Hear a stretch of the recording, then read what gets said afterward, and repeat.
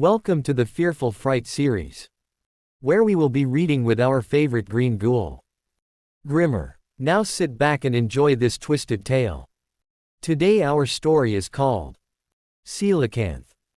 The old fishermen of East London, South Africa, had a rule they never wrote down: when the water goes quiet, you go home.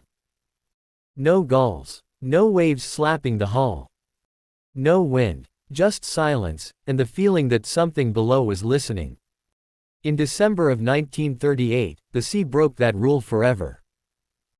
That was the year Marjorie Courtenay-Latimer, curator of the small East London Museum, received a call from Captain Hendrik Goosen of the trawler Nerine.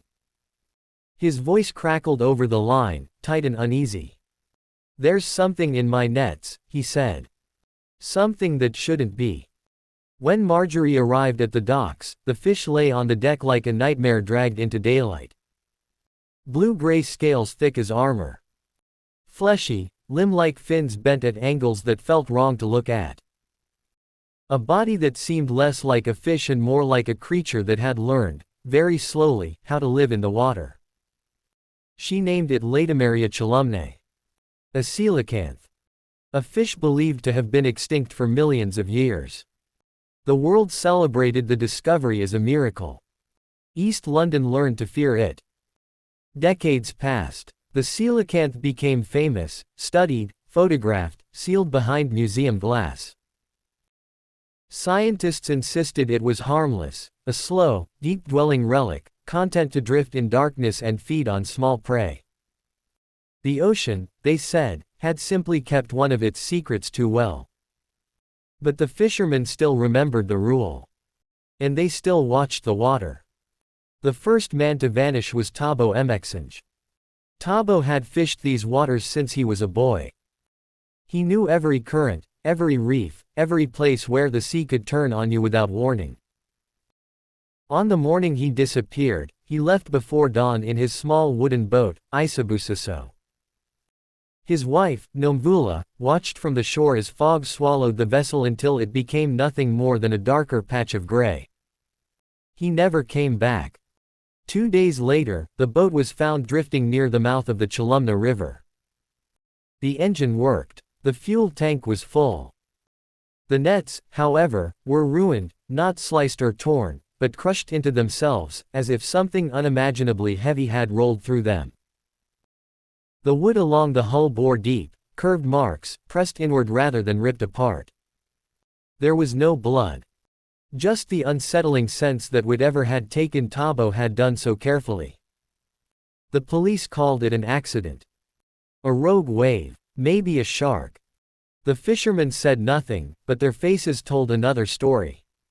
"This one didn't bite," murmured Upa Willem, the oldest man on the docks. "It chose." The second disappearance came faster. Peter van Rooyen went out at night, despite the warnings. He had a radio, and just after 2 in the morning his voice crackled through the harbor speakers. "There's something under me," he whispered. "The water's moving wrong." Static filled the channel. Then, softer, "It's not swimming. It's..." The transmission died. His boat was found before sunrise. The deck was coated in a thin, clear slime that smelled like ancient stone and decay sealed away for centuries. The hull showed a single massive dent from below, as if something had risen up, tested the vessel, and decided it wasn't worth breaking apart. Peter was gone. No signs of a struggle. No trace of him at all.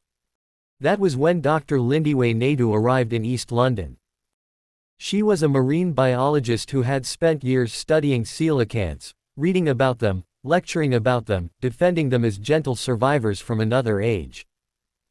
When she heard the rumors spreading along the coast, she told herself it was coincidence and fear feeding on itself. Then she saw the sonar readings. Shapes too large, too slow, moving upward from depths where nothing that size was supposed to roam. The fishermen didn't argue with her explanations. They didn't laugh. They just asked one question, again and again. "Have you ever seen one alive in the water?" She hadn't. With reluctant permission, Lindyway deployed a deep-sea camera near the underwater canyon where the seafloor dropped into endless black. It was the same region where coelacanths were believed to hide, untouched by light or noise. For hours, the footage showed nothing but drifting particles. Then the water shifted. A massive shape eased into view, as if the darkness itself were moving aside. It was a coelacanth. But not the kind shown in textbooks. This one was enormous, longer than a fishing trawler. Its scales were layered and scarred, thick like stone plates. Its eyes reflected the camera light with a dull awareness that felt far too focused to be instinct alone. Its fins moved slowly, deliberately, not like a fish swimming, but like something walking through water that resisted it. Then the camera lights caught movement behind it. Others. Smaller shapes trailing the giant, keeping pace, turning when it turned. Watching. Learning. The massive coelacanth opened its mouth, and Lindyway felt her stomach tighten. The teeth were not sharp like a predator's, but broad and worn smooth, made for crushing and holding rather than tearing. Tools shaped by patience and time. The feed cut out when something brushed the camera. Not violently. Curiously. The explanation, when it came, felt thin and fragile against what they had seen. Warming oceans. Vibrations from deep-sea mining. Decades of engines, sonar, and nets invading places that had known silence for millions of years. The coelacanth had survived by hiding. Now it was adapting. Fishermen, slow and predictable on the surface, had become intrusions into territory older than humanity itself. The final night came with a storm so sudden it felt intentional. 7 boats were still at sea when the waves turned black and heavy. The harbor lights flickered, then went dark. The lighthouse died, leaving the coast blind. From shore, people watched the ocean swell upward, as if something vast were pressing against it from below. Then the sea broke. A ridged back surfaced through the waves, followed by a massive head lifting just long enough to be seen. Boats vanished one by one, not shattered, not tossed aside, but pulled downward as if by unseen hands. No screams carried across the water.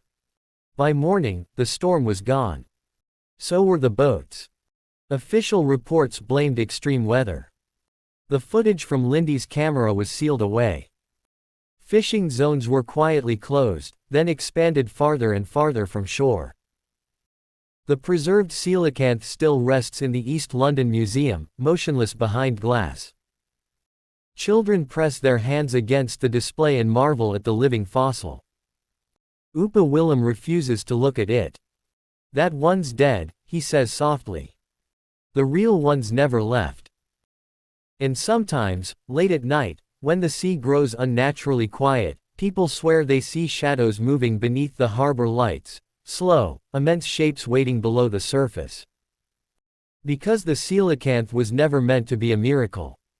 It was a reminder. The ocean remembers what it used to be. And it is done forgetting.